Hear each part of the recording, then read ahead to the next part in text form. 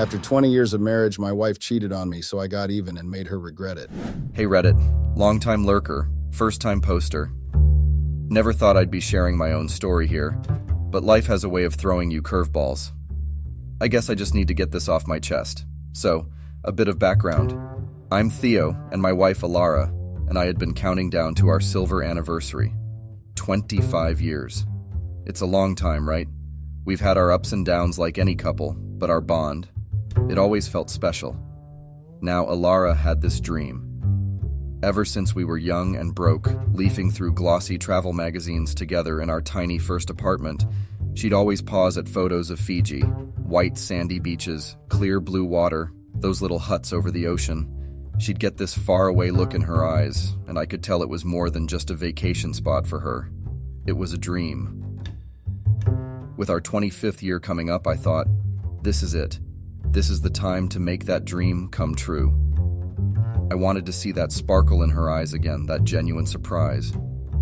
So, I started planning secretly.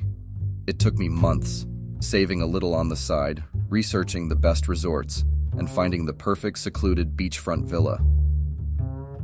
I even spoke to a local Fijian band to play our song as we arrived. It was going to be picture perfect.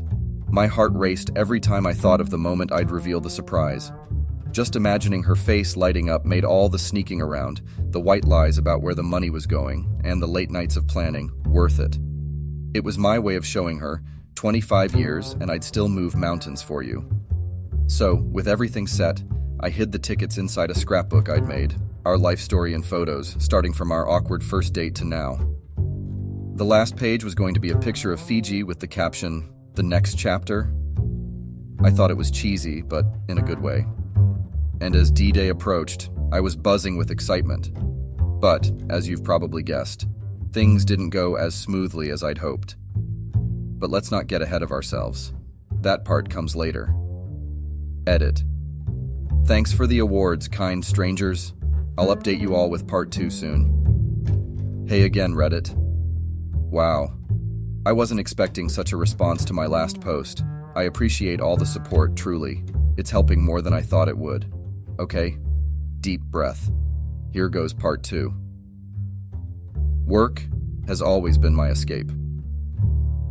When things at home got tough, or I just needed to clear my head, diving into a project helped. I'm in software development, and my team is a close-knit bunch. We've pulled too many all-nighters and tackled too many impossible tasks not to be. There's Bryn, our witty and sometimes too blunt lead designer. There's Jana, the team's caffeine-fueled coder.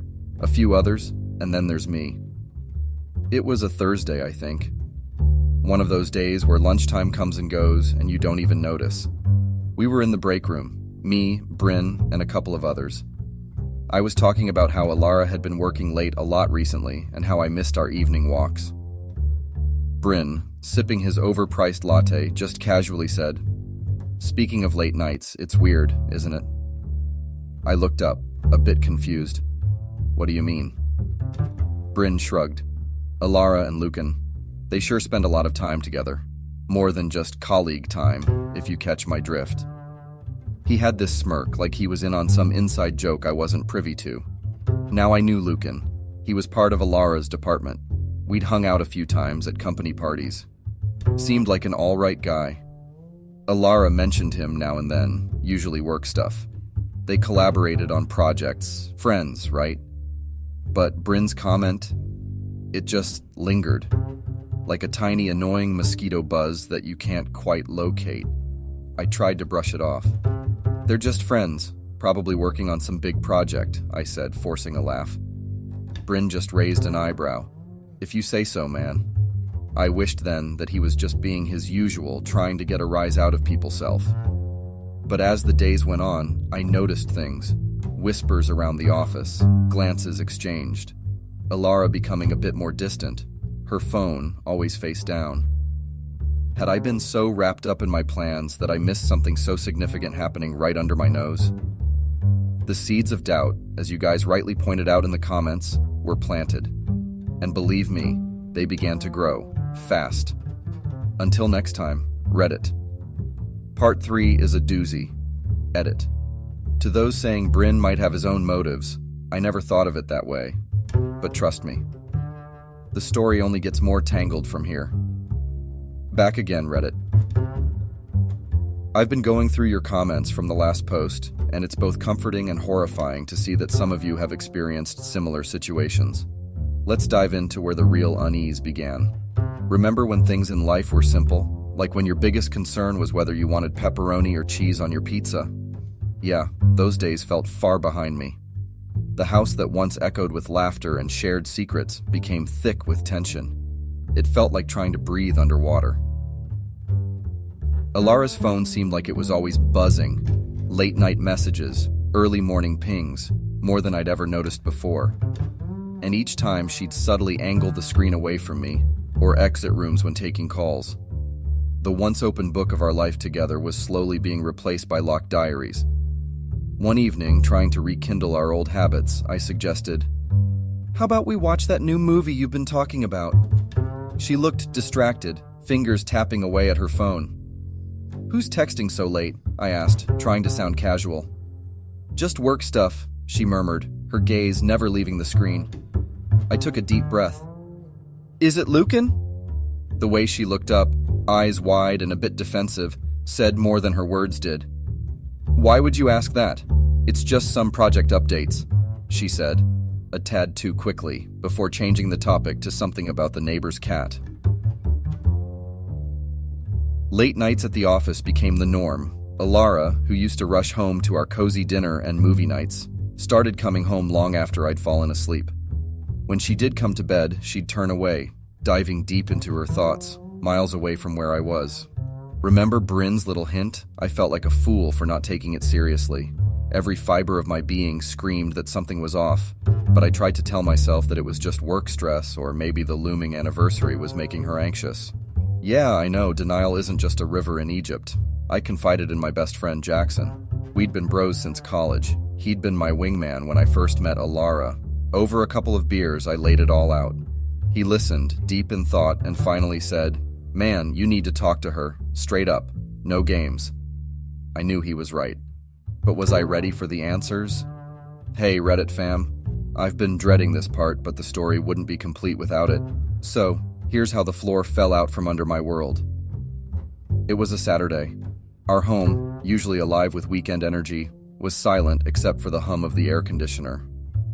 Alara was in the shower, and I was lounging on the couch, diving into some much-needed gaming to distract myself from, well, everything. As I was reaching for my controller, I saw Alara's purse topple from the counter. Out spilled its contents: her wallet, some lipstick, random receipts, and a folded piece of paper. Normally, I'd never invade her privacy, but something about that paper caught my eye. The handwriting wasn't hers. I picked it up and noticed it was addressed to her, from Lucan. "Alara," it began. My heart raced as I read on. "Every stolen moment with you makes me feel alive. Our secret meetings at the park, the thrill of hiding from the world, it's intoxicating. When I'm near you, everything else fades. How do you feel when we're together?" I felt like someone had punched the air out of my lungs. Each word was like a dagger, stabbing at my very core. I read and reread the letter, hoping I had somehow misunderstood, hoping it was some cruel joke. But it wasn't. The undeniable truth was there, in black and white.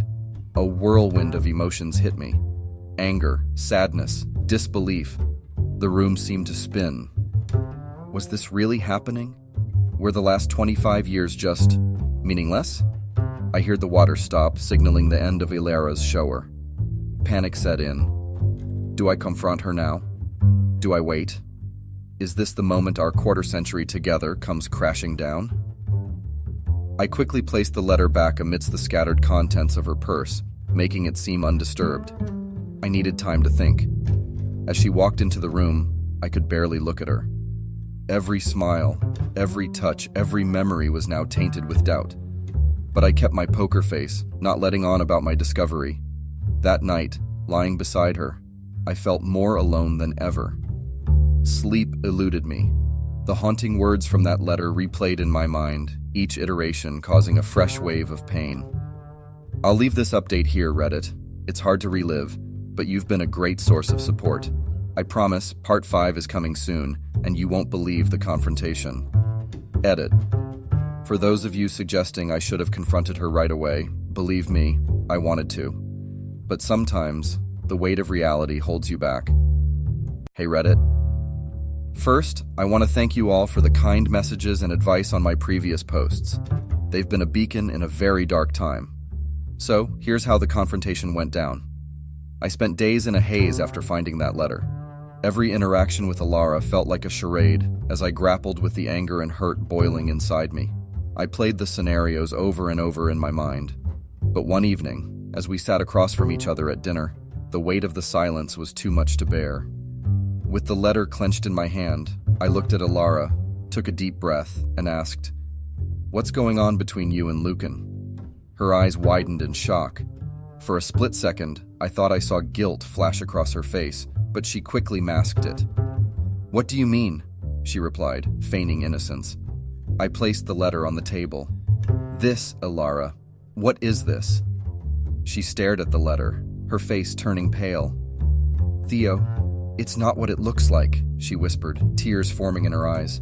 "Then please," I said, my voice trembling with emotion, "tell me what it is." For a moment, she was silent, collecting herself. We just became close, you know? We shared things, thoughts, feelings, but it wasn't supposed to be this way. I felt a sharp sting of betrayal. Shared feelings? What about our feelings? Our memories? Did they mean nothing to you? Alara cried, "I never meant to hurt you. It was a mistake." But her words felt empty, especially when juxtaposed with the raw emotions in Lucan's letter. She tried to gaslight me further. "We're just really close friends, Theo. You're blowing this out of proportion. You always get so jealous." Close friends? After everything I had seen and felt? "Alara, don't insult my intelligence. Close friends don't write letters like this." She looked defeated, avoiding my eyes. "I'm so sorry, Theo," she whispered. But was she sorry for the act or sorry for being caught? The line between reality and deception had blurred so much, I couldn't tell anymore. That night, our house, which had been a sanctuary of love and trust, felt like a prison of doubts and broken dreams. I'll continue soon, Reddit. Writing this out is therapeutic in a way, but also so damn painful. I need a break. All right, Reddit, I'm back. Buckle up, because this part is, well, just read. The day after the confrontation with Alara, I felt lost. Part of me was desperate for an explanation, something more than Alara's half-hearted apologies. Lucan was the other side of this twisted equation. I needed to hear his side of the story. After some digging, I managed to find his contact. We agreed to meet at a cafe in downtown Boston, away from prying eyes. I remember the place was buzzing with activity, people chatting, the sound of coffee machines hissing, the clinking of cutlery. Yet, in my world, everything was silent except for the throbbing pain in my chest. Lucan looked uneasy when I walked in. As we sat down, he took a deep breath. "Before you say anything," he started, "I want to apologize." My face was a mask of anger. "Go on," I replied curtly. He sighed, looking down at his hands. This started as a stupid game. Some friends and I, we had this sick challenge." He hesitated. "To see who could get close to someone's wife, to see if we could steal them away." I stared, my jaw dropping. "You're telling me my life, my love, was just a pawn in your twisted game?" Lucan nodded, shame evident in his eyes. "Yes, but it spiraled, Theo. It became something more than just a game. Feelings got involved. It got complicated." Rage bubbled up inside me. "So my 25 years with Alara was just a joke to you? Some competition?" He flinched. "I never meant for it to go this far. I should have stopped. But, as I said, feelings got involved." "Feelings?" I spat. "What about my feelings? Alara's feelings?" He looked down, defeated. "I can't justify what I did. I messed up." The enormity of what he confessed was too much to handle. My wife wasn't just having an affair. It was a challenge for him, a game. A part of me wanted to lash out, to shout, to vent all my pain. But another part was just numb. I got up, leaving Lucan in the cafe, struggling with his guilt, or whatever it was he felt. The days following the cafe revelation were the darkest I've ever had to endure. Everywhere I turned, the weight of betrayal pressed down on me. But with that pain came a fierce determination. I was done being the victim in their twisted game. It was time to flip the script. I crafted a plan, one that'd serve them a cold dish of revenge. I called Alara, my voice purposefully cheerful. How about a pre-anniversary dinner? A fresh start for both of us. I'd like Lucan to be there too. Let's clear the air. She sounded relieved, perhaps thinking this was a sign I was ready to move past the betrayal. That sounds lovely, Theo, she replied hesitantly. The night of the dinner, I booked the private dining room at Boston's most upscale restaurant. I wanted the setting to scream special occasion. The irony wasn't lost on me. As the night approached, my stomach was a mix of nerves and anticipation. They both arrived, looking awkward. I greeted them with a smile, trying to keep my face neutral. "Thanks for coming," I said, ushering them to their seats. They exchanged anxious glances but said nothing. After we ordered, I decided to set the stage. I raised my glass. "To new beginnings," I toasted. They raised their glasses hesitantly. As the night went on, I regaled them with stories of our past, deliberately choosing the most intimate moments Alara and I shared. Every anecdote was a reminder of the life they were trying to tear apart. The climax came with dessert. I had prepared a special video montage. "A trip down memory lane," I announced, hitting play. The screen showcased happy moments, our wedding, holidays, the birth of our children. Their faces grew paler with each scene. The video ended with the text, 25 years. Was it all a game? Silence. Their faces were a picture of shock and guilt. Alara's eyes brimmed with tears. "Theo, I held up a hand to stop her. "I brought you both here not for reconciliation, but for you to truly grasp the gravity of what you did. This," I gestured to the screen, "is what you tried to destroy." Lucan was the first to break. "I'm so sorry, Theo." He looked genuinely remorseful. I nodded coldly. "Enjoy the rest of your evening." With that, I left, leaving them to grapple with their conscience. Reddit, the revenge might not have been explosive, but seeing their faces, knowing they felt even a fraction of the pain I felt, was enough for me. More updates to come. Hey again, Reddit. I left out a major detail in my last post, but I needed some time to gather my thoughts before sharing this bombshell. So, here goes. Before the dinner, while my anger was fresh from the cafe meeting with Lucan, I had an idea. I sent him a text, acting as though I was more understanding, trying to see things from his perspective. Surprisingly, he responded, and we had a lengthy conversation. Unknown to him, I recorded the entire exchange. At the pre-anniversary dinner, right after the video montage ended, and the room was heavy with guilt and remorse, I took out my phone. I announced, "There's something else I'd like everyone to hear." I played the recording. Lucan's voice filled the room, detailing their twisted game, his competition with friends, how it all started as a fun challenge and spiraled into something deeper. The raw confession, every word dripping with remorse and guilt, echoed through the silent room. All eyes turned to Lucan. His confident demeanor had vanished, replaced by sheer embarrassment. He looked like he wished the ground would swallow him whole. Alara, on the other hand, was in shock. It seemed she was unaware of the game Lucan and his friends had played. The look she gave him was a mix of hurt and betrayal. She had been played, just like me. "Lucan? Why?" she whispered, voice shaky. Lucan, for once, was speechless. The weight of the truth hung heavily in the room. I took a deep breath. "I wanted all of you to know the truth, to understand the gravity of the game they played with our lives," I said, looking directly at Lucan. The rest of the evening was a blur. People were outraged, whispering among themselves. Some counseled Alara, while others cast judgmental glances at Lucan. The unity in their betrayal had shattered, and the tables had turned. I left the restaurant with a sense of closure. While the pain was far from over, unveiling the truth was a step toward healing. All right, Reddit, another update. This one is heavy. A couple of days after the dinner reveal, I found myself holding the 2 tickets to Fiji. A trip that was supposed to be a celebration of our love, now a painful reminder of what had been lost. My heart ached thinking of the surprise I'd planned, the dreams shattered.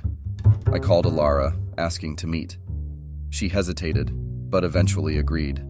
We decided on a small park near our home, where we'd taken our kids countless times when they were younger, a place filled with memories of simpler times. She was already there when I arrived, looking forlorn. The vibrant, confident woman I fell in love with seemed to have faded away.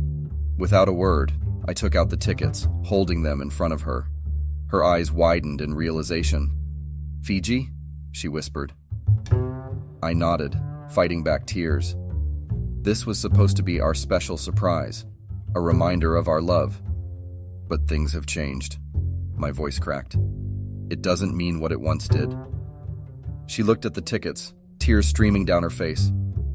"Theo, I held up a hand to stop her. I thought about going alone, but then I figured you might want to go. Maybe Lucan would like to join you." The words came out colder than I intended, but I was running on raw emotion. I handed her one of the tickets.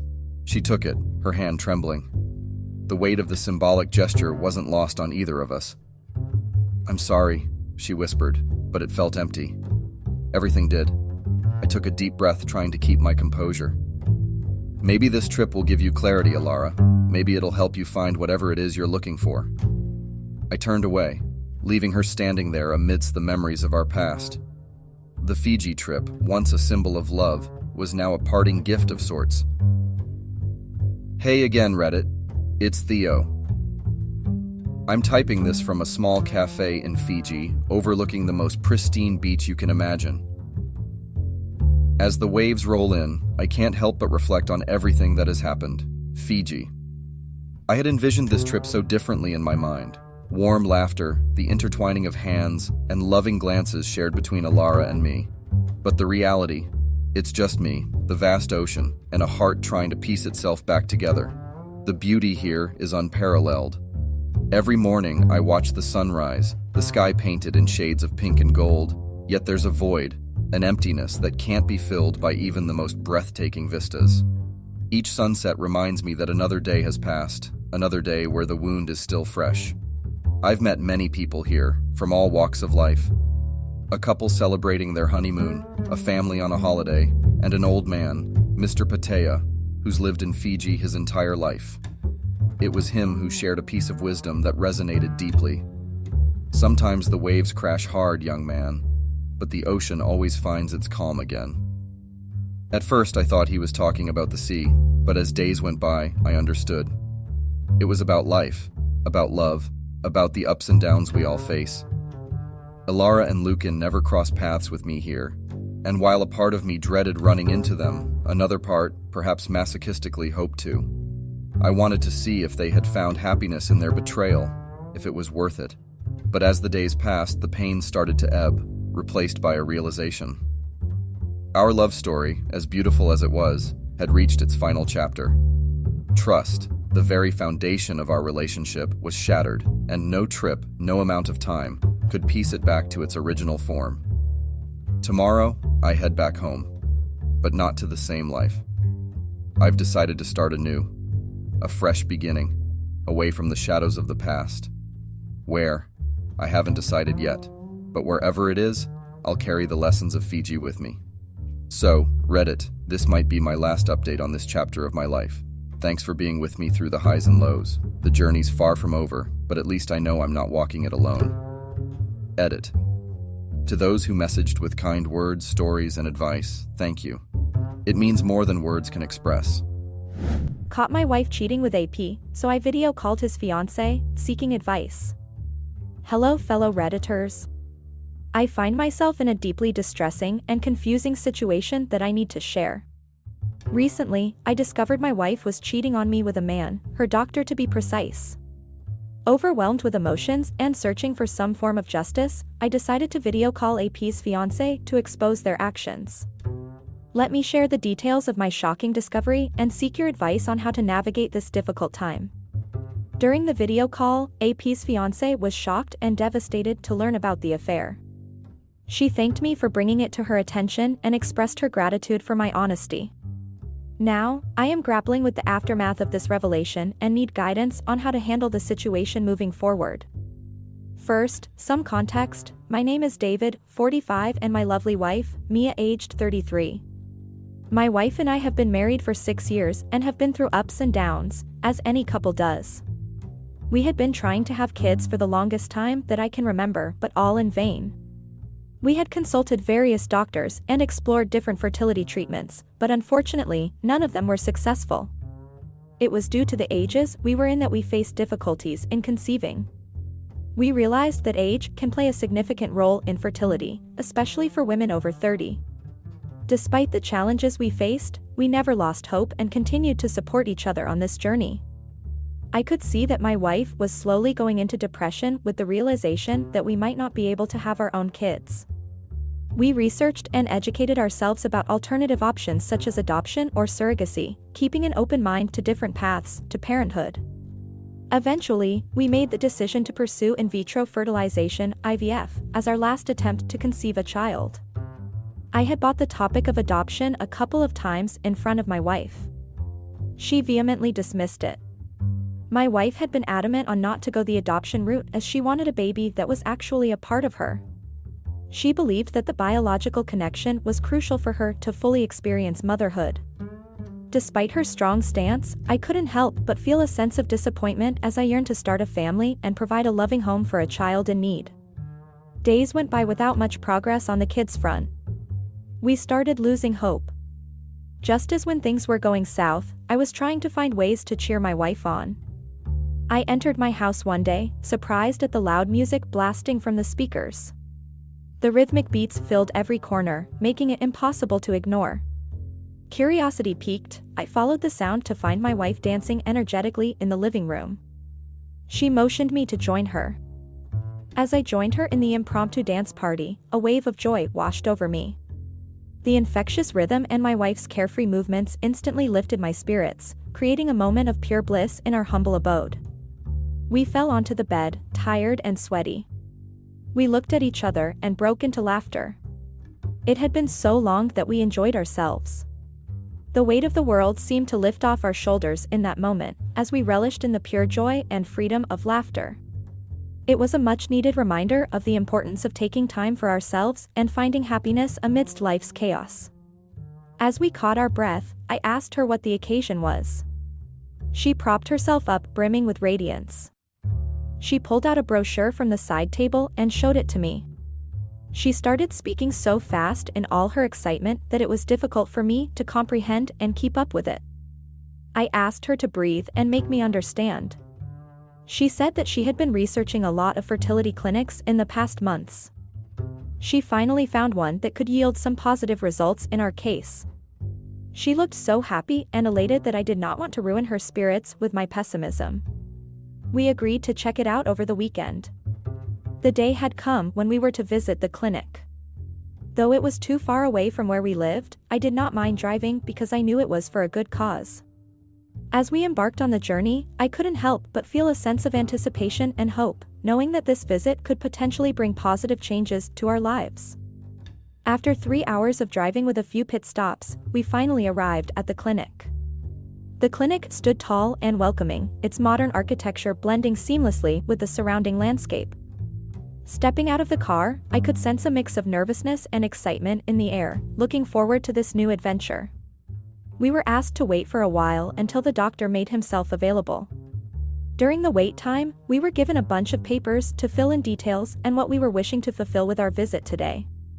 A file was made under our name and sent over to the doctor for initial review. The papers included questions about our medical history, current symptoms, and any medications we were taking. Additionally, we were asked to provide our insurance information and sign consent forms for any necessary procedures. Once the doctor received our file, they would have a better understanding of our needs and be able to provide more personalized care during the visit. After what felt like a few hours, we were shown into the doctor's cabin. We were greeted by the doctor, who introduced himself as Patrick. He was a very young and handsome doctor. A little too young to be called an expert in the field, that was just my thought. As he began to examine us, I couldn't help but wonder if his youthful appearance would affect his ability to provide proper medical care. However, as he spoke confidently about our symptoms and asked insightful questions, my initial doubts started to fade away. He made us run through the process that he felt would be the most effective in diagnosing our condition. He explained each step thoroughly, ensuring that we understood the purpose and significance of each test or examination. Additionally, he took the time to address any concerns or uncertainties we had, further instilling trust in his expertise. We felt quite reassured and without a thought agreed to go ahead with the procedure. We started with our treatment immediately. We gave them the necessary tests to determine the best course of action. Once the results were in, he tailored a treatment plan to address our specific needs and began administering the appropriate medications. We were asked to check in after a month to see any changes in our body. During the check-in, he thoroughly evaluated our progress and made any necessary adjustments to the treatment plan. Additionally, he provided us with valuable guidance on lifestyle changes that could further enhance our chances of conceiving. A few sessions into the treatment, Patrick had excused me from attending the sessions. Going forward, it would be just my wife who would be required to check in as she was the one who needs to be physically healthy to conceive. I was to continue taking the same medication going forward. Patrick had determined that my presence at the sessions was no longer necessary, as my wife's physical health was the primary focus for conception. From that point on, my role shifted to providing support and ensuring she stayed on track with her medication regimen. I trusted Patrick's expertise and understood the importance of prioritizing my wife's well-being in our journey towards starting a family. I did find this a little weird, but I was willing to take any steps that could help us start a family. As days progressed, my wife started spending more and more sessions with Patrick. She seemed to be enjoying his company and finding solace in their conversations. I couldn't help but feel a twinge of jealousy, wondering what they were discussing that she couldn't share with me. My wife reassured me that she has been seeing a lot of positive changes in her body through the sessions that had been planned by Patrick. She said that these sessions were actually helping her overcome some physical discomfort she had been experiencing for a while. As her partner, I wanted to support her in any way I could, so I decided to trust her judgment and give the doctor the benefit of the doubt. I still felt that she was praising him a little too much for my comfort. However, I understood that she was going through a difficult time and needed to feel confident in her choice of doctor. Despite my reservations, I chose to respect her decision and be there for her every step of the way. However, I never imagined that infidelity would become an issue in our relationship. Suspicion crept into my mind when I noticed my wife's unusual behavior and secretive phone conversations with Patrick. Initially, she would come home and discuss in detail about each session that she had been to, what were the tests conducted, how it went, and how she felt after each session. Gradually, the details started declining and she shared less and less with me. I couldn't help but feel a growing sense of unease as her communication with Patrick seemed to increase while her openness with me dwindled. It was as if a wall had been erected between us, leaving me questioning the true nature of their relationship and the reasons behind her sudden change in behavior. Unable to ignore my gut feeling, I began investigating discreetly. I started paying closer attention to her schedule and noticed inconsistencies in her whereabouts. Additionally, I discovered unfamiliar text messages and social media interactions that raised further doubts about her faithfulness. As I delved deeper into my investigation, I stumbled upon a series of late-night phone calls she had been receiving. The secretive nature of these conversations only intensified my suspicions, leaving me even more convinced that something was amiss in their relationship. It did not look like an ordinary patient-doctor relationship. The hushed tones and hurried exchanges during these phone calls hinted at a hidden agenda, raising questions about the true nature of their connection. The doctor's involvement seemed to extend beyond professional boundaries. In a fit of desperation, I considered confronting Patrick himself, but I ultimately decided it would be more impactful to involve his fiancée. My reasoning was that if someone alerted me to my wife's affair, I would appreciate the heads-up. With that in mind, I found his fiancé's contact information from the unending chats that were exchanged between them. I saved it on my phone and waited for the right moment to disclose this. As days went by, I couldn't shake off the feeling of guilt and uncertainty about my plan. However, the thought of potentially saving someone from heartbreak and betrayal kept pushing me forward. Later that week, my wife informed me that she has an appointment set up for another session with Patrick on Friday. I tried to act cool and wished her the best for her session. Also told her that I hope we can see some positive results soon. She gave a hug and said that surely soon we will probably have good news to share. Feeling a mix of anticipation and curiosity, I couldn't help but wonder what kind of breakthroughs my wife might experience during her session with Patrick. I was waiting anxiously for Friday to come by. Just like every day, I waved my wife goodbye and left for work. I hid myself in the next block so that I could follow her around once she left the house. As I watched her drive away, a feeling of unease washed over me. I did not have the heart to witness something that might break my heart. I followed her car through a safe distance, making sure that I remained unnoticed by her. Instead of taking the highway towards the clinic, she took a turn that led towards a different path. I was puzzled by this and nevertheless followed her. She made a stop at a park and got out of the car. I stopped my car at a distance and observed. She seemed to be waiting for someone as she kept looking around anxiously. After a few minutes, a man approached her and got into the car. It was none other than Patrick. They started kissing each other, fondling each other's bodies with a passionate intensity. Their desire for one another was palpable, as if they had been longing for this moment for a lifetime. The car became a sanctuary for their love, enveloping them in a world of shared intimacy and unspoken promises. He started undressing her, and that's when I decided that I can't take it anymore. I was shattered and heartbroken. I decided to call Patrick's fiancée and make her witness what she was unaware of. I dialed her number and got out of the car. I started walking towards my wife's car. She picked up and was puzzled to see someone she did not know. I pointed the camera towards the back of the car from where she could see clearly what was happening in the car. Both Mia and Patrick were unaware of my presence and busy with enjoying each other. As she watched the live footage, her expression transformed from confusion to shock and disbelief. The realization of their betrayal hit her like a ton of bricks, leaving her speechless and unable to comprehend the depth of their deception. It was her scream that brought them to their senses as they realized what was happening. My wife quickly grabbed her top to cover herself. I disconnected the call and started walking towards my car. My wife quickly dressed herself and ran out of her car towards me. She said that she did not mean to hide things from me. All she wanted was to have a kid of her own. But looking at our results, it was impossible to have a baby by ourselves. Patrick suggested that he could help us in this situation. I could not believe that this is the kind of help he suggested, and my wife of 6 years had agreed to such an absurd plan. He is a doctor, for God's sake. How could he suggest having sex with a patient and getting her pregnant without getting caught by her husband?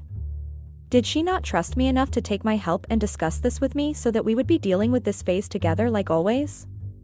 And how would they be able to explain the sexting and the nude pictures that they were sharing with each other?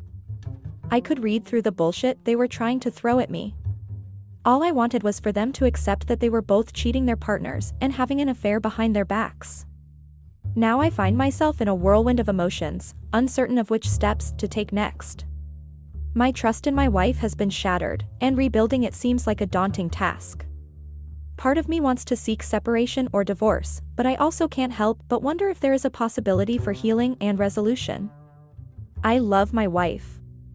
I know that she was blinded by her desire to have kids, but that does not give her the right to have an affair with a doctor. It just makes me sick thinking about it. So, dear Redditors, I turn to you for advice, support, and guidance. Have any of you experienced a similar situation? How did you navigate the emotional roller coaster that accompanies such devastating betrayals? Should I consider reconciliation with my wife or seek a legal separation instead? How can I trust her again?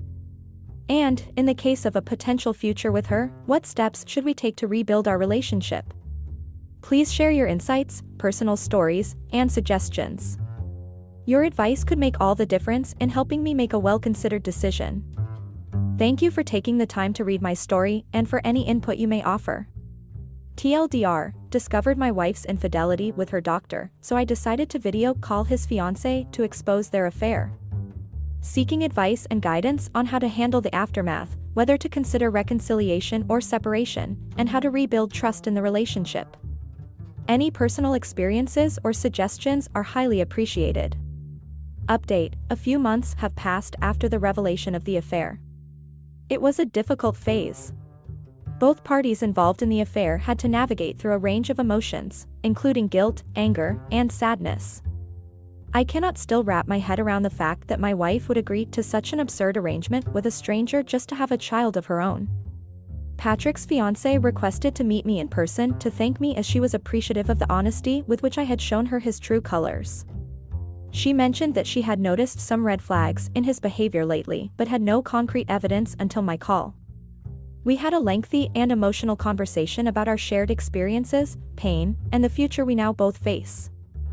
She expressed her gratitude for shedding light on Patrick's true character as it helped her make an informed decision about their relationship. We discussed the importance of trust and how we can support each other moving forward, knowing that we both deserve happiness and fulfillment.